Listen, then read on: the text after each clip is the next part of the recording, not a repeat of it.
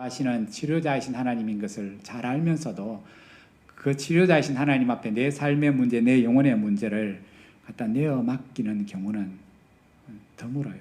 그냥 소원은 우리 육신에 관한 것만 하나님 앞에 아뢰일 뿐이지 내 영혼을 하나님 앞에 내어 맡기며 치료해 주시고 새롭게 하시기를 기도하는 것을 우리는 참 싫어해요. 여러분, 우리가 이 땅에 발을 딛고 사는 동안에는 인생의 굴곡을 살아가면서 수도 없이 만나며 살아갑니다. 우리가 말하는 하나님의 복을 받아 높은 산등등이에서 아름다운 전경을 바라보고 걱정 근심 없이 살아가기도 합니다. 그러다가 또 인생의 저 낭떠러지에 떨어져서 꼴짜기, 인생의 절망의 꼴짜기에 거할 때도 있습니다. 얼마나 우리는 높이 올라가 봤는가, 나는 얼마나 낮은 자리에까지 처해봤는가 하는 우리의 경험이 중요한 게 아니라 하나님의 은혜 속에 걱정 근심 없이 살아가는 높은 은혜의 봉우리 위에 있을 때, 고난의 저 깊은 절망의 골짜기에 있을 때 어느 곳에든지 우리의 창조자가 되시고 우리의 구원자가 되시는 그 하나님을 감사하며 찾고 기도하며 그 하나님을 찾고 그 하나님에 대한 믿음이 봉우리에 있을 때나 저 골짜기에 있을 때나 새로워지는 것. 뭐를 경험했냐는 중요한 게 아니고 진짜 중요한 것은 어느 곳에 있든지 거기서 여전히 나의 구원자가 되시는 하나님을 내가 찾았으며 그 하나님의 응답을 내가 받으며 그 하나님의 뜻을 분별해서 내 믿음이 봉우리 위에서나 저 골짜기에서 내 믿음이 새로워졌는가. 하나님의 관심은 우리의 믿음이 날마다 새로워져서 하나님의 복 있는 인생으로 살기를 원하시는 거잖아요. 복은 그냥 사방에서 막 날아오는 게 아니라 하나님 우리에게 주시는 복은 믿음의 통로를 통해서 우리에게 오잖아요. 그 믿음의 통로로 안 오면 나머지 복들은 우리에게 진짜 복이 안 돼요. 믿음의 통로로 오는 복은 우리로 하여금 하나님을 더 가까이 하게 하며 하나님을 더 사랑하게 하며 하나님을 더 의지하게 하며 주를 위해 살게 하잖아요. 진짜 우리의 믿음이 새로워지면 오늘 설교의 주제입니다마는 내 소원이 이루어지는 것뿐만 아니라 나를 향한 하나님의 소원이 이루어지기를 바라는 마음이 생겨요. 그게 믿음이에요. 그죠? 어떻게 우리의 믿음이 새로워집니까? 성경은 끊임없이 진리를 말해줍니다. 믿음을 통해서, 믿음의 기도를 통해서 우리의 믿음이 새로워집니다. 그 믿음을 통해서, 믿음의 기도를 통해서 우리의 영혼이 날마다 건강해집니다. 산봉우리에서 있으면 오늘 말하잖아요. 야고보 사도가 고백하지요. 너희 중에 하나님이 주신 복 때문에 기쁨과 즐거움이 있는 자가 있느냐? 그러면 그는 하나님께 감사할 것이요. 감사의 찬송을 드릴 것이요. 혹 믿음으로 살아가는데도 절망의 골짜기에 있느냐? 그는 하나님께 기도할지라. 어느 곳에 있든지 기쁘고 즐거운 일이 있든지 고난의 한복판에 있든지 거기서 바라볼 분은 하나님 한 분이라는 거예요. 그럴 때 우리의 믿음이 주신 복 때문에, 주신 고난 때문에 날마다 새로워진다는 거예요. 우리의 기도를 들으시고 응답하시는 하나님께 우리 자신을 늘 바르게 맞추는 삶, 그게 믿음의 기도지요. 믿음의 기도. 다르게 표현하면 우리 영혼의 시각이 교정되는 게 기도예요. 제 육신의 눈이 갑자기 막 나빠졌을 때 안과를 찾고 안경점을 찾아 측정을 하고 교정을 받고 갈아 끼우면 밝게 다시 회복되는 것처럼 우리 영혼이 오늘 하나님에게서 벗어나서 내 시각으로 세상을 바라보는 것이 아니라 하나님의 시각으로 이 땅을 바라보기 위해서 우리에게 필요한 것이 뭐냐 하면 기도지요. 내가 잘못된 삶, 잘못된 가치관을 갖고 살아간다는 것을 기도할 때 하나님은 알게 하시고 그것을 교정해 주시는 거예요. 우리의 믿음 생활에 있어서 빼놓을 수 없는 게 하나님의 말씀과 그 말씀을 의지해서 부르짖는 기도잖아요. 그죠? 그게 우리의 영혼을 날마다 새롭게 강건케 만들어요. 오늘 본문의 내용은 지난 시간에 말씀드렸던 것처럼 주전 586년 이미 100몇 년 전에 북쪽은 망하고 없고 하나 남았던 남쪽도 하나님이 보내신 수많은 선지자들이 경고의 말씀을 그들이 무시한 것 때문에 결국 나라가 망하고 없어져 버려요. 586년에. 그래서 똑똑한 사람들, 젊은이들 다 바벨론 땅으로 다 잡혀가고, 그죠? 남아있는 사람들 죽을 고생을 하고, 그렇게 세월이 흘러 100년이 지나 140년의 긴 세월이 흘러버렸습니다. 그래서 아버지, 할아버지 때 이방 땅에 포로로 잡혀갔던 그 자손이 생겨나게 되고, 그래서 느헤미야가 나이가 어떤지는 모르지만 그 중에 이제 이방 땅에서 태어난 느헤미야가 열심히 살아서 이방인이라는 포로민이라는 신분적인 약점에도 있음에도 불구하고 오늘 왕 곁에서 왕을 시중드는 술 맡은 관원이 됩니다. 그러던 어느 날 망해버린 고향 땅을 방문했던 형제 하나니가 돌아와서는 고향 소식을 전해주지요. 사실 느헤미야가 이제 좀 살피지만은 느헤미야가 예루살렘을 방문해서 무너진 성전도 성문도 다 새롭게 세웁니다. 그 일을 하기 전 가려는 마음이 있기 전에 14년 전에 우리가 잘 아는 에스라 선지자가 이미 건너갔었습니다. 14년 전에. 아마 느헤미야도 기대해서 이제 에스라가 건너갔으니까 뭔가 새로워질 거다 했는데 하나님으로부터 소식 듣는 게 뭡니까? 에스라가 수만 명이 건너가서 하나님의 성전을 새롭게 해보자 했는데 분란이 일어나서 일이 중단됐다고. 거기 남아있는 동포들이 더 고난도 당하고 성문도 불타고 성전도 회파되고 상황이 그렇게 더 좋아지지 않았다는 슬픈 소식을 들었을 때 오늘 느헤미야가 뭡니까? 수일 동안 회개하고 눈물로 기도하고 금식하고 있었습니다. 하나님의 이름을 두신 곳, 하나님의 영광이 머물겠다는 그 예루살렘 성전이 무너진 것 때문에 지금도 여전히 세상 사람들로부터 조롱받고 있다는 소식을 들으며 느헤미야는 눈물로 통곡하며 기도합니다. 여러분, 오늘 우리가 다시금 회복해야 될 게 이 눈물의 기도잖아요. 여러분, 느헤미야하고 140년에 떠나왔는데 그 예루살렘 성전하고 느헤미야하고 무슨 상관이 있습니까? 오늘 느헤미야가 이만큼 출세하는데 이스라엘이 보태준 게 뭡니까? 보태준 게 뭡니까? 자기 아버지, 할아버지가 잘못 살아갖고 자기 인생 이렇게 된 거예요. 나라 없는 서러움을 겪어야 되고 거기서 살아남기 위해서 더 치열하게 노력하며 살아서 느헤미야가 이만큼 된 거예요. 느헤미야가 믿음이 없다면 이렇게 말해요. 아버지가 나한테 해준 게 뭐냐고. 하나님이 나한테 해준 게 뭐냐고. 내 나라가 나한테 해준 게 뭐냐고. 내가 출세해서 그렇게 했다고 이야기할 수 있지만 느헤미야는 뭐라고 고백합니까? 하나님의 선한 소리 나를 도우사. 늘 그 신앙이 있기 때문에 아무 상관이 없을 수 있다고 말할 수 있는 내한테 하나도 덕이 안 된다는 그 망한 고향 땅을 향하여 그 성전을 향하여 느헤미야는 뭐 하고 있습니까? 지금 눈물을 흘리며 기도하고 있어요. 보탬이 안 되는 나라, 망해버린 나라지만 여전히 그 나라를 향한 사랑의 마음을 느헤미야는 가지고 있기 때문에 그 마음만 가진 게 아니라 뭐합니까? 눈물로 기도하는 거예요. 여러분, 오늘 우리가 어떤 이념을 가졌든 누가 대통령이든 누가 위정자든 그거 상관하지 아니하고 우리가 다시금 회복해야 할 것이 지금 느헤미야가 가지고 있는 그 눈물과 기도예요. 언제 흘려봤습니까? 참 바쁘게 살다 보니까 우리 육신을 위해서는 피눈물을 흘리며 사는데, 그죠? 참 살기 어렵잖아요. 그죠? 가장으로 살기도 어렵고, 직장 생활도 어렵고, 그래서 살아남기 위해서 우리는 피눈물을 흘리며 수고하며 살아갑니다. 그 바쁘다 보니까 우리는 우리의 육신보다 더 중요한 우리의 영혼이 얼마나 곰핍해 있는지, 병들어 있는지, 피곤해 있는지 별 관심 없이 살아가잖아요. 그러다 보니 내 영혼을 위해서 눈물을 흘리며 기도 안 해요.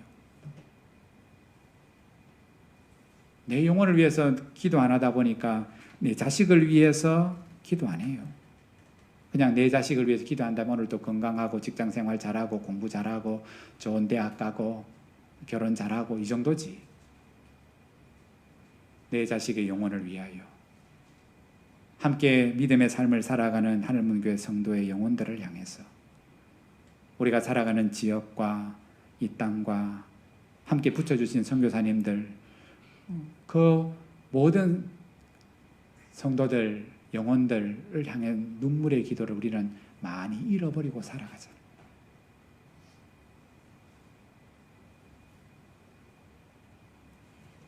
하나님의 이름의 영광을 위해서 눈물로 회개하며 기도하고 거기서 여전히 고난받는 만난 적도 없는 동포들을 향해서 느헤미야는 눈물로 본인이 회개하며 내 죄라고 생각하고 우리 조상들의 죄가 우리 아버지 집의 죄가 내 죄라고 고백하며 금식하며 느헤미야가 기도합니다. 하나님은 이 눈물의 기도를 통해서 이스라엘을 회복시키시고 물론 보이는 독립은 금방 안 주어집니다. 그죠? 느헤미야가 이렇게 눈물로 기도했다고 자, 너 해방되었다 해서 오늘 이스라엘이 해방되지 않습니다. 느헤미야가 이렇게 기도해도 1967년입니까? 그때까지 이스라엘이 그 땅을 다시금 무력으로 되찾아 우리 땅이다라고 할 때까지 하나님은 눈에 보이는 이스라엘 땅이 독립을 하나님 허락 안 하셔요. 이방인같이 수천 년 동안 계속해서 떠돌게 하셔요.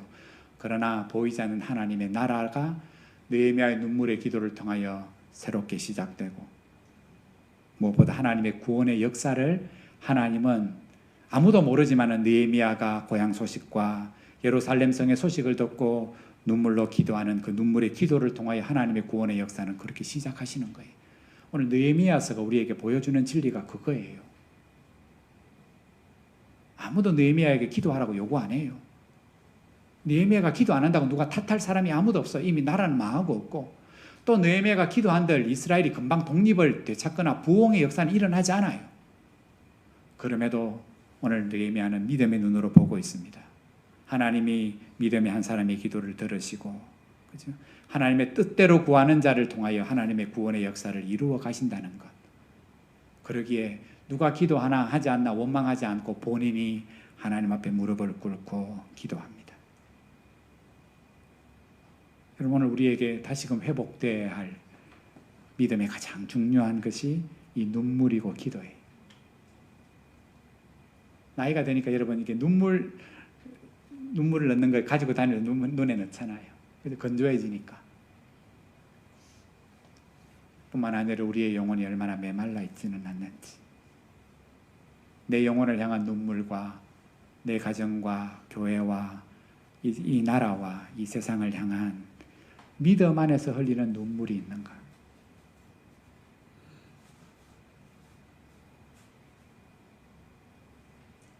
여러분 우리의 영혼은 건강하십니까? 내 몸에 아픈 거는 쭉 나야 알 수 있죠. 내가 어디가 아프고 관절도 안 좋고 디스크도 안 좋고 간도 안 좋고 심장도 안 좋고 혈압도 높고 뭐하고 쭉 목록이 나오죠. 그렇죠? 뿐만 아니라 하나님은 오늘 또 하나님 앞에 나온 우리들에게 하나님만이 아시는 우리를 너무 잘 아시는 하나님 앞에 우리를 세우며 그 하나님 앞에서 우리의 영혼이 새롭게 되어지기를 원하시는 거예요. 오늘 느헤미야서는 이런 우리의 심령, 우리의 영혼을 일깨워 새롭게 하시기 위해서 이 말씀을 주는 거예요. 느헤미야가 기도했다더라. 그래서 왕이 소원이 뭐냐 물었고 오늘 기도한 대로 소원을 했더니만 하나님의 선한 손이 도와서 그래서 가서 성을 에스라가 못했던 것을 그렇게 성을 세웠다더라.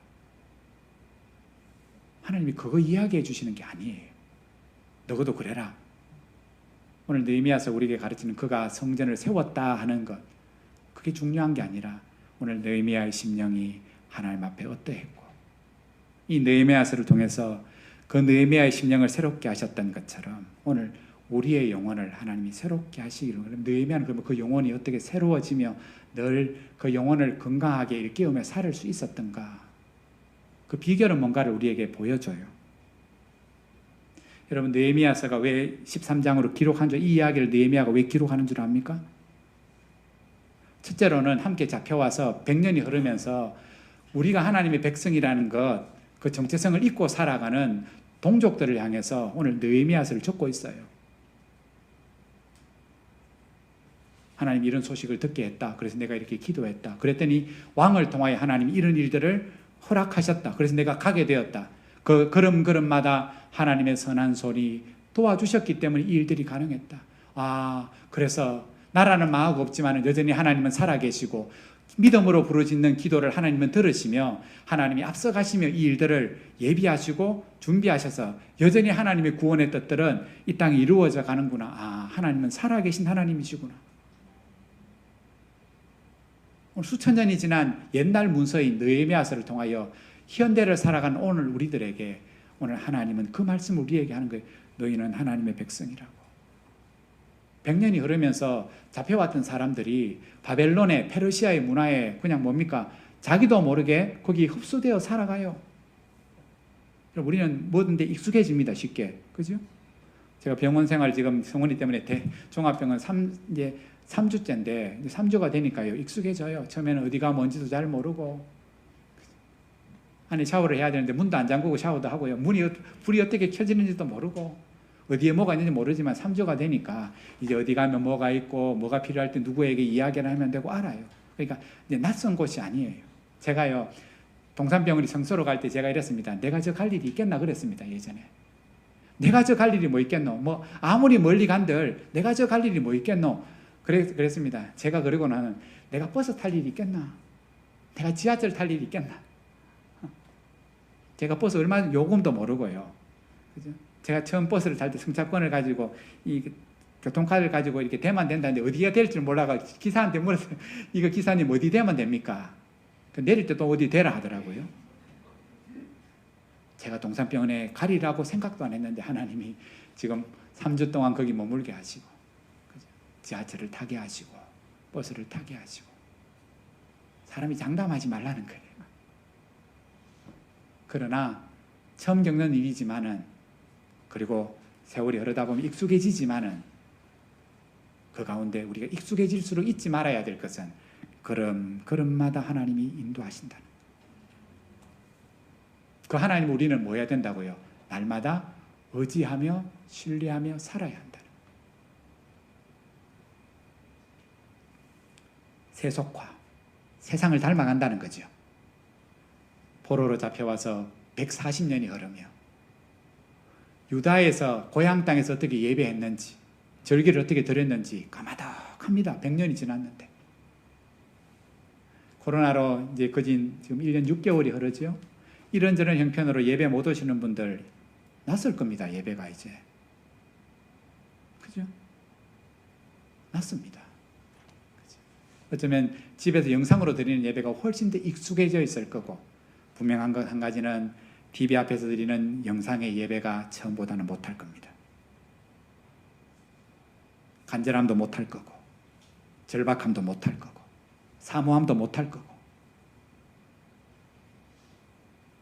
그런데 140년이 흐르면 그죠? 완전히 잊어먹습니다. 성전에서 예배 못 드린 지가 140년이면 그죠?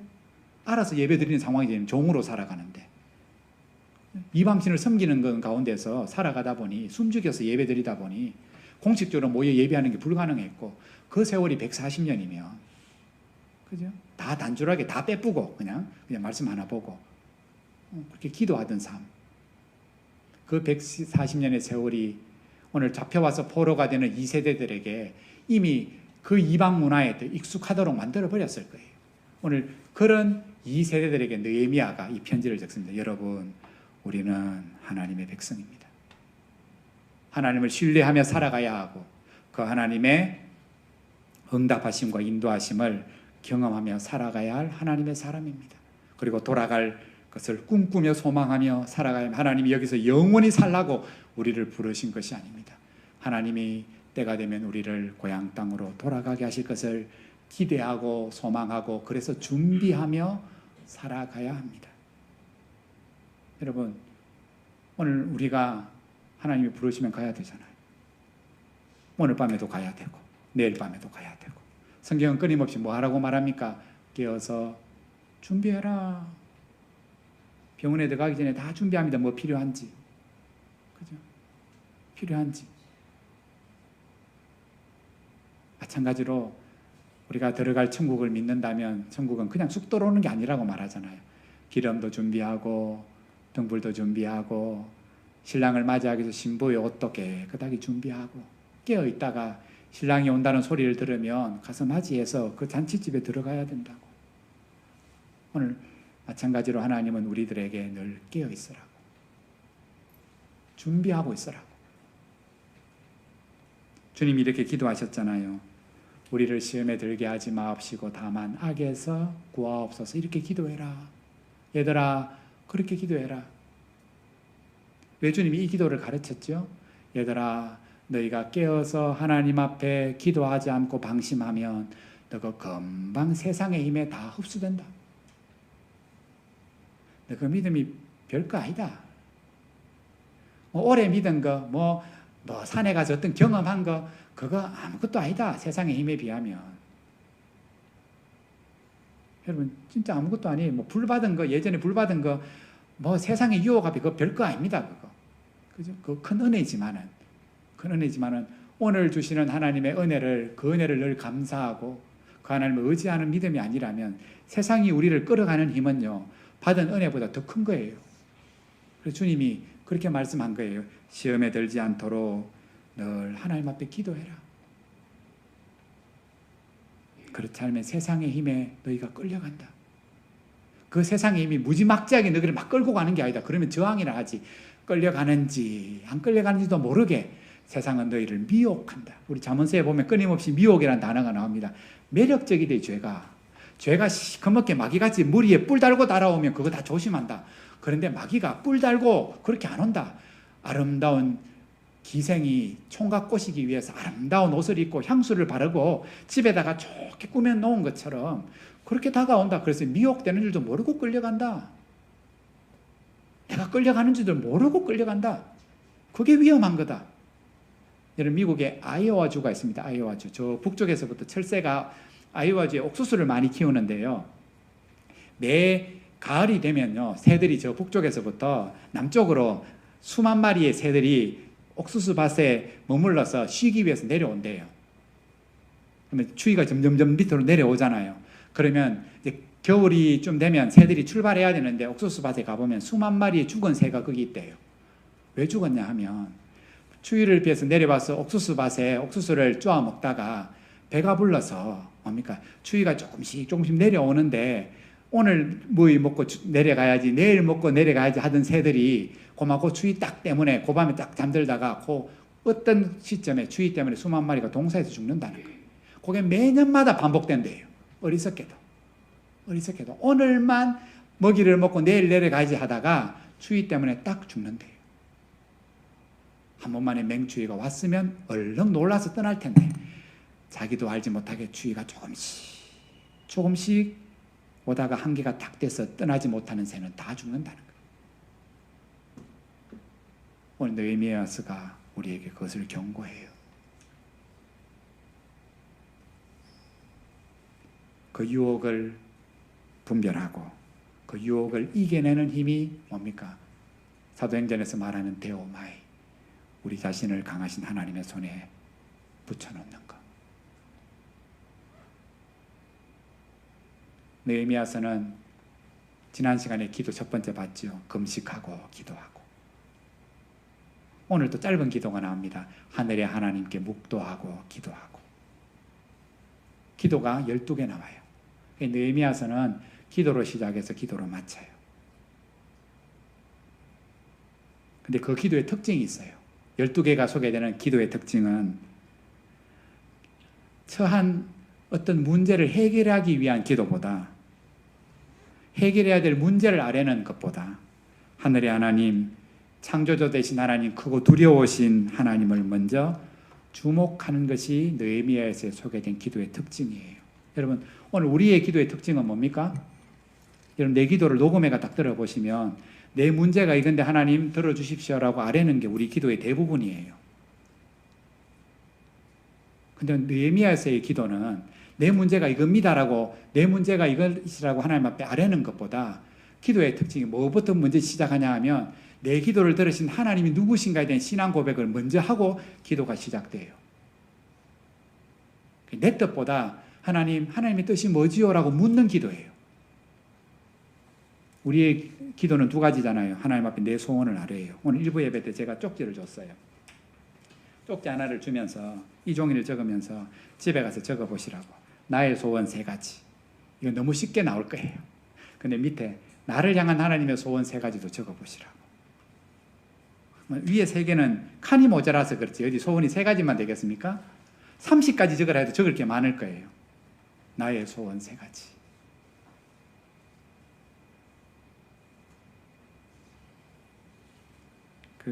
제가 이 설교 준비하면서 알라딘의 요술 램프에 나오는 진이 있잖아요.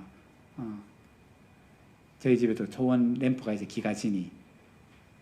KT에서 내가 기가진이 TV 틀어려면요, 내 말 제 소원을 들어줘요. TV를 틀어주고. 기가진이 YTN 틀어줘. 그러면 YTN 틀어주고. 기가진이 오늘 날씨가 어때? 그러면요, 오늘 날씨가 어떤지를 다 알려줘요.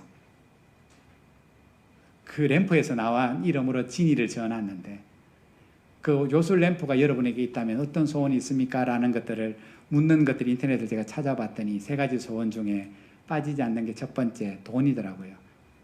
소원 첫 번째, 매일 욕심이 적은 사람은 매일 1억 주세요라고 소원이 적혀 있는 사람도 있고, 욕심이 되게 큰 사람은 매일 1조 주세요라고 적어놨더라고요. 1조. 중간이 뭐냐면 매일 나한테 100억 주세요. 모든 소원 중에 첫 번째는 돈이 다 들어가요. 두 번째 뭐가 들어가겠습니까? 건강 들어가더라고요. 우리 모든 가족이 건강하게 해주세요. 우리 아픈 엄마 건강하게 해주세요. 우리 아버지 건강하게 해주세요. 내 자식 건강하게 해주세요. 건강이 꼭 들어가요. 그리고 나머지는 행복에 필요한 다양한 것들이 소원으로 들어가요. 여러분도 마찬가지로 여러분 적어보십시오. 제가 이야기했던 거 예수 안 믿는 사람이 소원하는 거하고 별거 다를 없이 소원이 똑같을 거예요. 아마 돈, 가족, 행복, 건강 거진 비슷할 겁니다. 근데 밑에 나를 향한 하나님의 소원 3가지. 느헤미야서의 기도는 내 소원이 이겁니다. 하나님 아시겠지요? 들어주이소라기보다 뭡니까? 하나님 내 소원도 있지만 나를 향한 하나님의 소원은 뭡니까? 알려주이소 이거예요. 내 소원도 아닙니다. 근데 너무 일방적이에요. 늘 우리는 내 소원만 안 해. 하나님 나를 향한 소원도 있으실 거 아닙니까? 알고 싶습니다. 그래서 기도해요. 체면이 있어야죠. 매일마다 달라고 하고 매일마다 내 소원만 이야기하고 나를 향한 하나님의 소원에 대한 관심도 없이 살아가는 것. 그게 이방의 신을 믿는 돌 앞에 가서 나무 앞에 가서 복을 비는 그 이방인들과 어리석은 자들과 우리가 다를 게 뭐 있겠습니까? 나를 향한 하나님의 마음은 뭔지,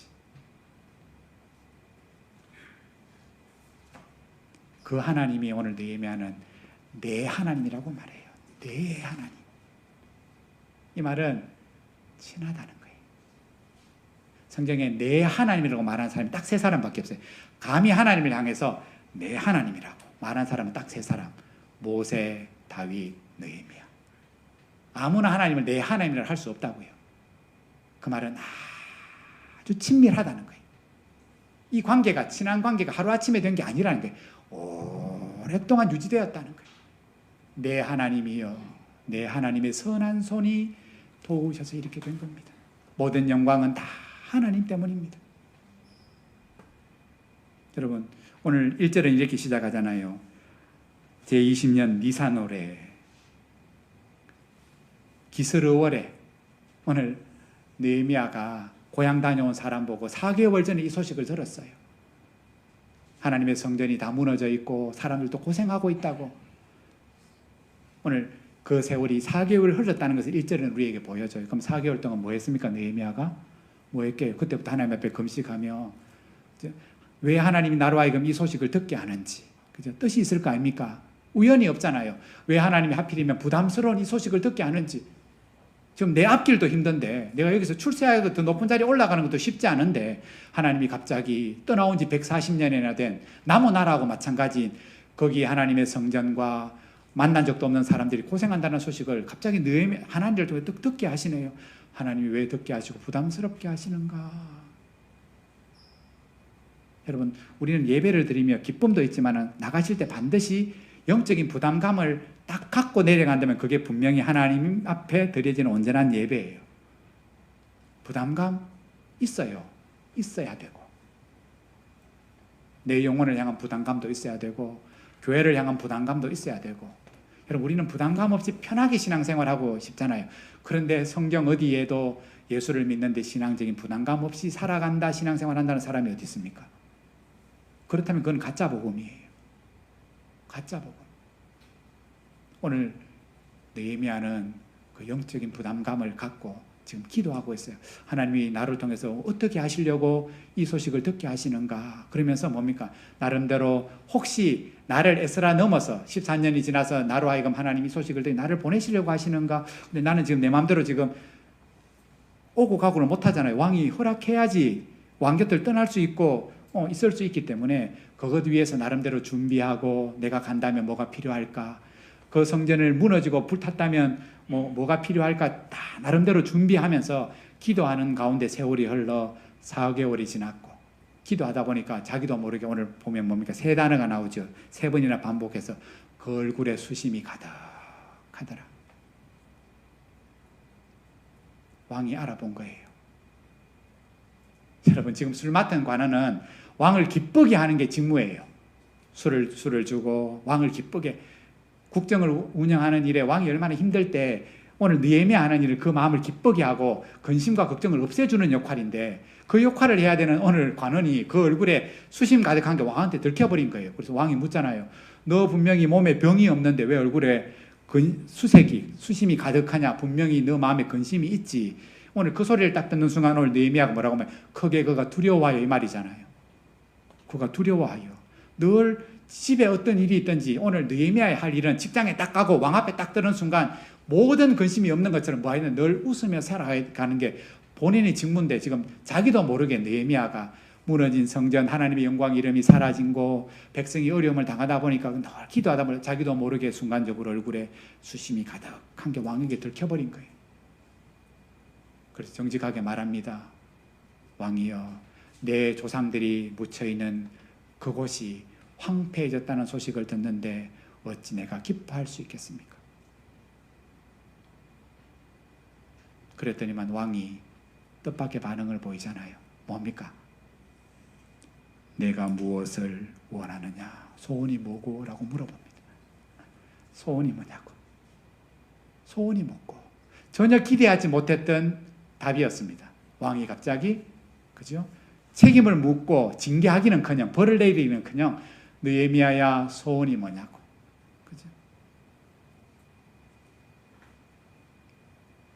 그때 느헤미야가 지난 4개월 동안 기도하고 마음으로 생각했던 마음의 소원을 왕 앞에 이야기합니다. 작게 보면 2가지고 크게 보면 3가지예요. 첫 번째 소원은 뭡니까? 내가 고향 땅에 돌아가서 내가 그 무너진 성전을 뭐 하고 싶다, 완공하고 싶습니다. 그게 큰 제목이에요. 그게 내 첫 번째 소원이고, 또 작게 말하면 그 일을 위해서 나머지 2개가 필요한데 오늘 왕이 줘서 편지를 달라 하죠. 왕이여, 내가 그까지 가려면 서쪽으로 해서 오늘 당신이 신하들이 총독들이 그 자리를 지나가야 되는데 오늘 왕이 통행증을 주셔서 오늘 내 고향 땅에 돌아가서 그 일들을 완성할 수 있도록 왕의 편지를 주십시오. 그리고 나서 또 하나의 편지를 요구합니다. 성전을 내가 빈손으로 갈 수 없고 무너진 곳에 필요한 나무가 제목이 필요하니까 아람 사람 아삽을 통하여 내한테 필요한 제목을 왕이 명령해서 달라 하십시오. 크게 3가지를 이야기합니다. 그래서 왕이 허락하고 쉽게 소원이 이루어져요. 왕이 허락하고. 그런데 오늘 말씀에 보면 그래도 별 무난한 내용인데 오늘 뭡니까? 어떤 내용이 여기 가미되어 있습니까? 주목할 거 한 가지 있죠. 소원이 뭐냐고 물었을 때 오늘 옆에 이렇게 나옵니다. 내가 곧 하늘의 하나님께 묵도하고. 여러분, 이 내용은 오늘 본문 2장에 없어도 아무 상관이 없어요. 맞죠?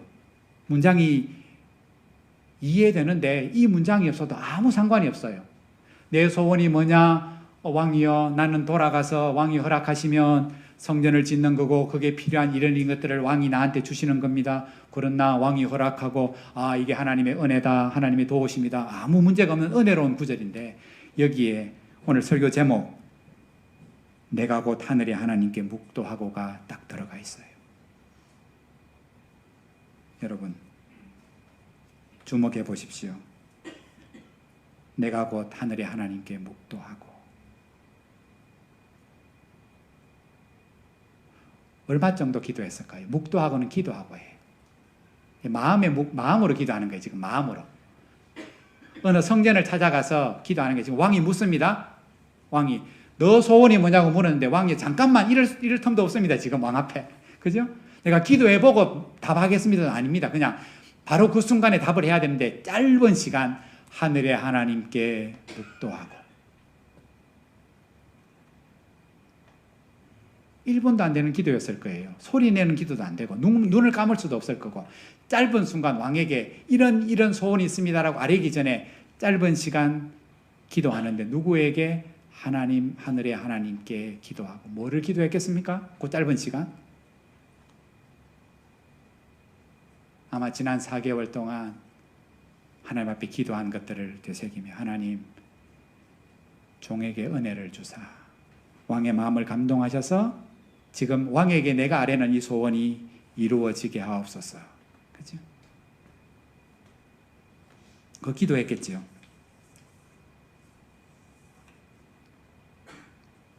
뿐만 아니라 아마 그 짧은 시간 느헤미야는 자기가 지금 말하는 그 소원을 통하여 내 소원이 이루어지는 게 아니라 뭐가 이루어지기를 하나님이 나를 통한 하나님의 뜻이 이 왕의 허락을 통하여 이루어지기를 느헤미야는 기도했을 거예요. 아버지 내 뜻대로 마옵시고 아버지의 선한 뜻이 지금 왕의 마음이 감동되어 내보고 소원이 뭐라고 묻는데 내 소원 이 땅에 살아가는데 내가 더 높은 지위 그죠? 지금 왕의 소원이 뭐냐고 이거 평생에 한번 돌아올까 말까 한 행운인데 그죠? 왕이여 내가 평생 왕 곁에 있게 하시고 내가 어떤 잘못을 해도 왕이 나한테 사죄권을 줘서 용서할 수 있는 그 기회를 주시고 오늘 소원이 얼마나 많아요. 그런데 오늘 느헤미야가 하늘의 하나님께 기도하고 자기를 통한 하나님의 소원이 뭔지를 다시금 확인하고 왕에게 오늘 그 뜻들을 아뢰옵니다. 지난 4개월 동안 기도하며 기다렸던 하나님의 응답이 뜻밖의 상황에서 그죠? 오늘 느헤미야에게 이루어지고 그것을 느헤미야는 뭐라고 고백합니까? 허락하니 내 하나님의 선한 손이 이거 도우셨기 때문이다 라고 또 속으로 고백합니다. 그죠? 그리고 이것을 글로 남기면서 오늘 자기가 누구인지 기도의 생활을 잃어버리고 살아가는 세속화된 오늘 그 페르시아 땅에 사는 유대인들로 하여금 그 하나님은 살아계신 하나님이시며 기도를 들으시고 응답하시고 이루시는 하나님이라는 사실을 증거하고 있는 거예요. 여기서 오늘 4개월 동안 느헤미야가 하나님의 응답을 기다린 것 같지만 뒤집어 보면 하나님이 느헤미야를 기다리시기도 하는 시간이기도 해요. 느헤미야야 내가 너에게 떠나온 지 140년이나 된 고향 땅의 황폐한 소식을 너한테 듣게 한 이유가 뭐겠나? 내 뜻이 뭔가 네가 내 뜻에 맞춰봐라 하며 오늘 기도해봐라 하며 하나님이 느헤미야에게 기다려준 시간이기도 해요. 하나님 우리를 기다리셔요. 무지막지하게. 오늘 저는 여러분의 믿음이 어떤지를 잘 모르고 한 주간 어디서 어떤 생각을 하고 어떤 삶을 살지는 모르지만 하나님은 아시잖아요. 그럼 바꿀 것도 많고 고칠 것도 많고 병든 것도 많은 거 아시면 뭐합니까? 그냥 하나님 확 잡아갖고 수술대에 올려놓고 부러진 거 붙이고 뭐 필요 없는 거 잘라내고 정신 번쩍 들도록 하면 되는데 하나님은 그렇게 우리를 안 다루시잖아요. 그죠? 하나님이 우리의 문제를 모르셔서 놔두는 게 아니잖아요. 우리 영혼이 어떤지를 하나님이 모르시기 때문에 정상이 나타날 때까지 놔두시는 게 아니잖아요. 나도 잘 모르고 함께 사는 내 가족도 내 영혼의 상태를 잘 모르는 그죠? 그 상황을 주님은 너무 잘 아시면서도 하나님은 그냥 아무 일 없는 것처럼 내 믿음이 괜찮은 것처럼 가만히 두시잖아요. 아니요, 가만히 두시는 게 아니지요. 은혜의 자리에 부르셔서 나를 지으신 하나님 앞에 내 영혼을 지금 뭡니까? 살피게 하시잖아요. 그래서 은혜의 자리라고 말하는 거예요. 이 자리가 은혜의 자리. 회복될 수 있는 기회를 주시는 자리. 하나님 앞에 삐뚤어진 것이 있으면 맞출 수 있는 기회를 우리에게 주시며 여전히 하나님은 기다리셔요. 기다리는 게 쉽습니까? 찾아 나가는 게 쉽습니까? 찾는 게 훨씬 속편해요. 근데 기다리는 게 힘들어요. 느헤미야가 4개월 동안 응답을 기다리는 것도 힘들지만 느헤미야가 하나님의 마음을 알고 하나님의 뜻에 맞추기까지 기다리시는 하나님도 힘들어요. 근데 그게 사랑이에요. 사랑이에요. 여러분, 내 하나님. 짧게 기도했더니 하나님의 선한 손이 도우사 왕이 허락했다. 여러분, 감사한 일이죠. 짧게 묵상하고 기도했는데 하나님이 들으시고 응답하셨다. 근데 여러분, 이 짧은 기도 이전에 느헤미야는 뭡니까? 하나님 앞에 일상의 삶에 하나님과의 친밀한 교제가 그 앞에 많았다는 거예요. 그 고백이 내 하나님이라고 부르는 거예요. 지금 왕이 너 소원이 뭐냐고 묻는데 왕이 나한테 3일 말미를 주시고 내가 금식 기도해보고 말하겠다, 이런 형편이 아니잖아요. 지금 이때는요 짧게 기도하는 게 필요해요. 그러나 늘 그렇게 짧게 몇 초짜리로 기도할 수 없던 때는 뭡니까? 긴 기도가 필요할 때가 있어요.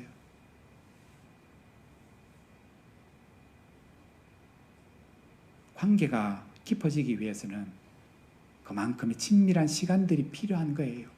사람과 마찬가지로 하나님과 우리의 관계도 마찬가지인 거죠. 여러분, 친밀한 관계는 절대로 하루아침에 이루어지지 않잖아요.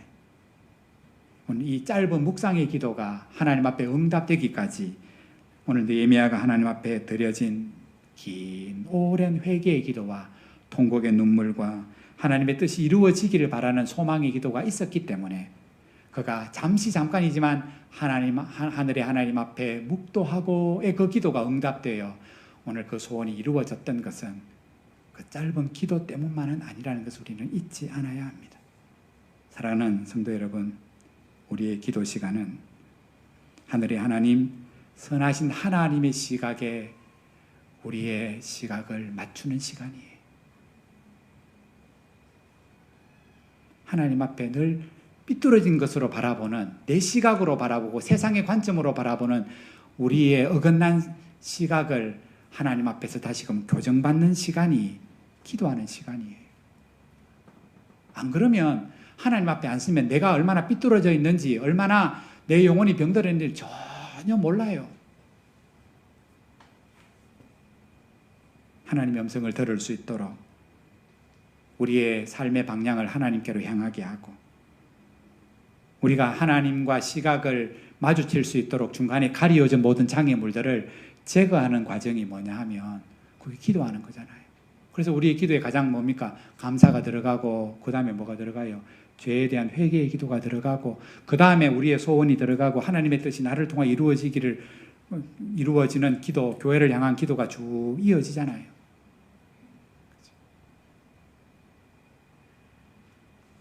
이런 면에서 세상 길을 걸어가다 보면 우리로 하여금 그 하나님께 우리의 눈을, 시각을, 마음을 맞추지 못하도록 우리를 유혹하는 것들이 얼마나 많은지 몰라요. 우리의 눈을 흐리게 하고, 그래서 믿음의 길을 잃어버리게 하는 유혹이 많은 이 세상 가운데 그 마지막 종착기까지 도달하기 위해서는 우리는 날마다 하나님의 마음에, 하나님의 생각에, 하나님의 눈에 우리의 삶을 맞추며 인도하심을 구하는 것 외에는 그 마지막 종착지에 도달할 수 있는 방법은 없다는 것. 이런 면에서 우리가 날마다 의지하며 드리는 하늘 아버지를 향한 기도는 하나님의 시각에 우리 자신의 영혼을 맞추는 영적인 자이로 같은 거예요. 예전에 말씀드렸죠. 자이로. 비행기나 배가 균형을 잃어버리면 침몰하거나 추락해요. 그래서 비행기와 배에는 자이로라는 기계가 딱 설치되어 있어요. 균형을 딱 잡을 수 있도록. 삐뚤어지면 거기에 맞추라고. 기도가 우리 믿음의 그 역할을 하는 거예요.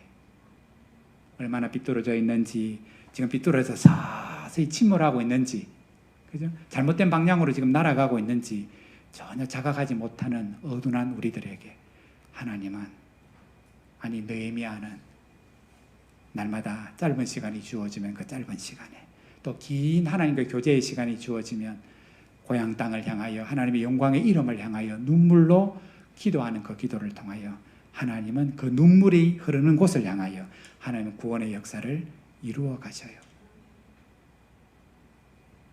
오늘 야고보의 형제 유다가 오늘을 살아가는 우리들에게 이런 신앙을 권면합니다. 유다서 1장 20절 21절 사랑하는 자들아 너희는 너희의 지극히 거룩한 믿음 위에 자신을 세우며 성령으로 기도하며 하나님의 사랑 안에서 우리 주 예수 그리스도의 긍휼을 기다리라. 소망하며 살아라 이 말입니다.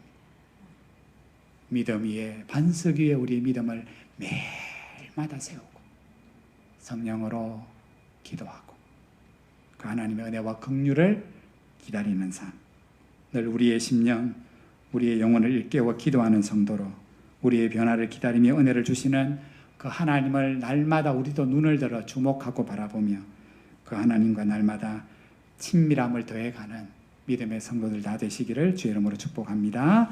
기도합니다. 우리 말씀을 기억하며 잠시 기도하십시다. 우리의 믿음이 날마다 새로워지기를 원하시는 하나님의 소원을 알게 하시고 하나님께 우리의 삶을 맞추고 믿음의 균형을 맞추고 세상의 유혹 속에 떠내려가지 않게 하시고 더 담대한 믿음으로 하나님이 원하시는 믿음으로 살아가는 복 있는 인생 되게 하옵소서. 우리의 눈에 하나님 눈물의 기도가 있게 하셔서 우리 영혼뿐만 아니라 가정과 교회와 이 땅을 향한 하나님의 뜻이 이루어지는 길을 위한 우리의 기도가 새롭게 회복되게 하옵소서. 우리 함께 그렇게 다짐과 결심의 기도로 하나님 앞에 우리 3분 정도 통성으로 기도하겠습니다. 기도드립니다. 거룩하신 하나님 아버지 은혜를 감사합니다. 메마른 심령으로 메마른 눈으로 하나님 살아가지 않게 하시고 느헤미야가 고향 땅을 향하여 하나님의 이름의 영광이 실추된 그곳을 향하여 눈물의 기도가 금식의 기도가 있는 것처럼 하나님을 향한 소원을 가질 뿐만 아니라 자신을 향하여 이루시기를 원하는 하나님의 소원에 마음을 두고 살았던 느헤미야처럼 그런 느헤미야를 통해 하나님의 선한 손이 도우사 오늘도 그 모든 일들을 순적하게 이루어지도록 하나님 역사하셨던 하나님, 오늘도 우리가 누구인지를 다시금 일깨우며 살아가게 하시고 하나님 앞에 불현듯 설 날을 날마다 준비하며 하나님의 은혜의 날들을 기다리며 기대하며 소망 가운데 살아가는 저들이 되어지게 하여 주옵소서.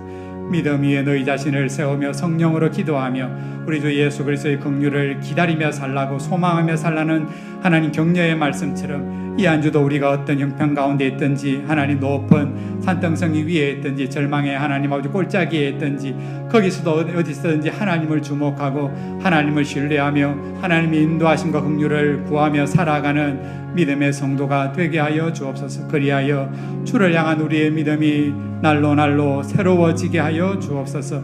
그렇게 역사하실 줄 믿으며 거룩하신 예수님 이름으로 기도드리옵나이다. 아멘.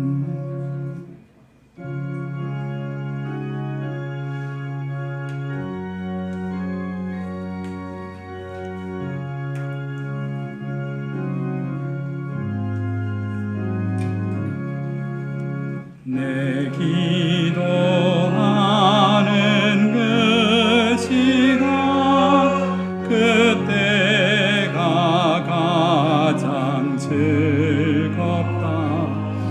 이 세상 근심 걱정에 얽매인 나를 부르사 내 진정서와 주 앞에 낱낱이 바로 아뢰어 큰 불행 당해 슬플 때 나 위로 받게 하시네.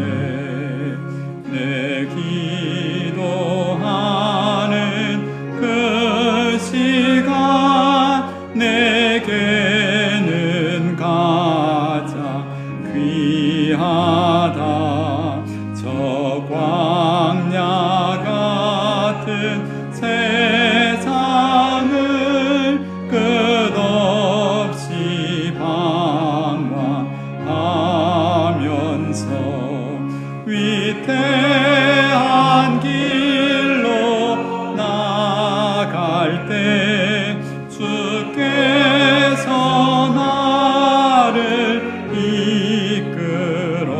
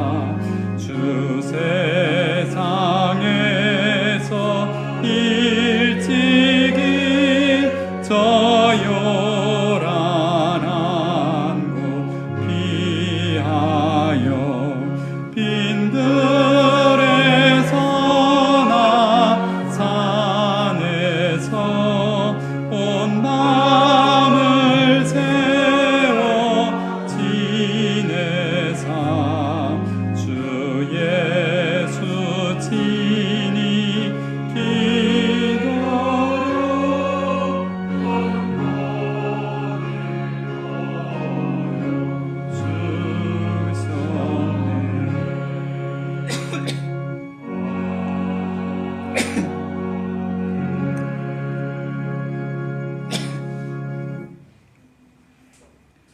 생일을 맞아 감사하셨습니다. 여러분이 범사에 감사하셨고 10의 1조 성교와 건축 주일에 헌금 드리셨습니다.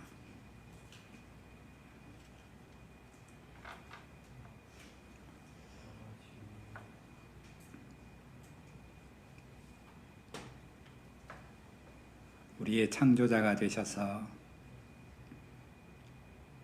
이 땅의 만물을 선물로 주시고 그 가운데 복을 주사 하나님의 거룩한 경상 덧입은 구원의 백성으로 오늘도 살게 하시는 하나님, 우리가 우리의 것으로 여기는 것들이 아무것도 없음을 다시금 깨닫게 하시고 모든 것이 하나님께로부터 우리에게 선물로 주어지고 은혜로 주어져서 결국에 그 모든 것이 아버지께로 돌아감을 날마다 기억하고 그 은혜로 인하여 감사하고 그 은혜로 인하여 헌신하며 살아가는 저희들이 되어지게 하여 주옵소서. 생일을 맞아 생명 주심을 감사하고 하나님의 사랑을 깨닫고 감사하고 범사에 베푸시는 그 은혜를 계수하며 감사하고 10의 1조를 드리며 건축과 성교의 헌물과 주일의 헌금을 드리며 하나님을 경외하고 예배하는 주의 종들을 기억하사 약속하신 하늘의 복들로 땅에 기름진 복들로 채우사 하나님의 선한 소리에 우리가 드리품을 받고 붙잡힘을 받고 살아감을 날마다 고백하고 감사하며 살게 하옵소서.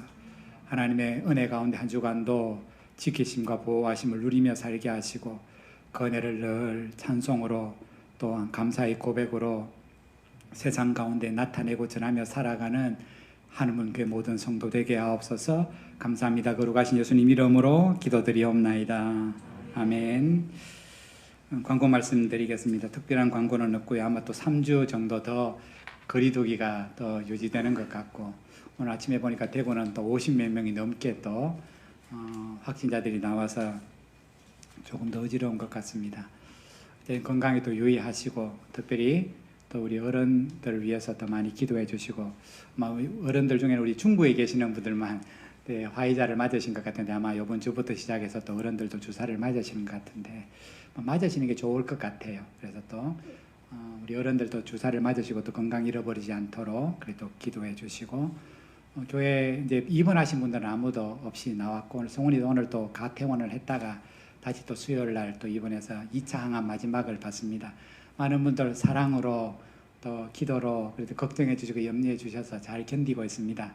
감사하고 또 뿐만 아니라 또 보이지 않는 여러 성도들 위해서 조금 몸에 이상이 있어도 이렇게 목사님 우리 성도들 때문에 교회 못 가겠습니다. 걱정해서 못 오시는 분들도 있어요. 그러니까 우리 2부 예배 오시는 분도 2부 예배 잘 못 보시고 2부 예배 보시면 2부 예배 못 보시는데 그렇게 또 각자 얼굴을 대면하지 못하지만 함께 또 주일학교로부터 어른에 이르기까지 여러분의 기도의 자리가 사랑의 자리가 되고 또 눈물의 자리가 되고 은혜의 자리가 되기를 축복합니다. 기립하시겠습니다.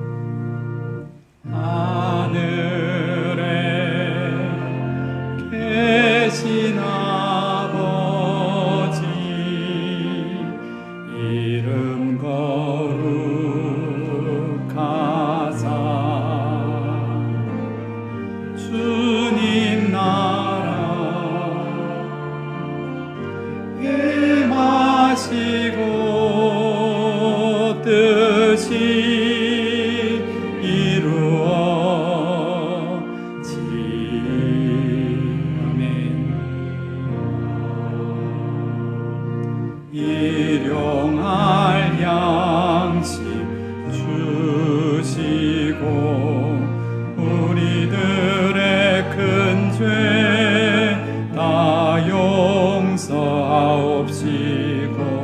또 시험에 들게 마시고 악에서 구원하소서.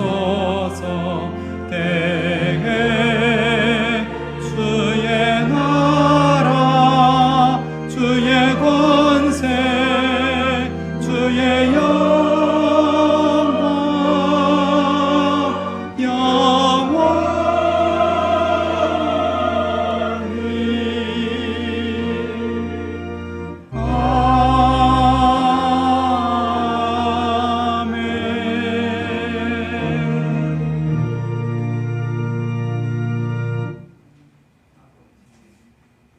지금은 우리 주 예수 그리스도의 은혜와 하나님 아버지의 그 큰 사랑과 성령의 위로 교통하심의 은총이 날마다 순간마다 우리의 창조자가 되시고 우리의 구원자가 되시며 우리를 향하여 졸지도 않고 주무시지도 않고 우리의 삶을 지키시는 그 하나님을 날마다 의지하고 날마다 감사하고 날마다 그 하나님께 찬송하며 기도하며 살기를 다짐하고 그 심령을 일깨우며 회복을 바라며 주의 죄를 내려가는 사랑하는 모든 한음교회 성도들 심령 위에 지금부터 영원 무궁토록 함께 있을지어다. 아멘.